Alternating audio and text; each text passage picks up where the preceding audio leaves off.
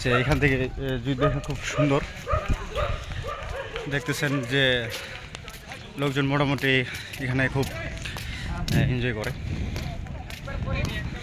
আপনাদের একটু নিচে যাওয়ার জিনিসটা দেখা দিচ্ছি যে ওরা যাচ্ছে বেড়াইতে। এখানে কিন্তু অটো দিয়ে ঘুরতে হবে, এখানে রামসাগর আসলে অটো দিয়ে ঘুরতে হবে। এই কারণেই এখানে কিন্তু বিশাল এরিয়া, যে এই এরিয়ার মাধ্যমে কিন্তু চলাটা অনেক টাফ ব্যাপার। যে ওরা এখানে কিন্তু ছবি তুলতেছে, ভিডিও করবো।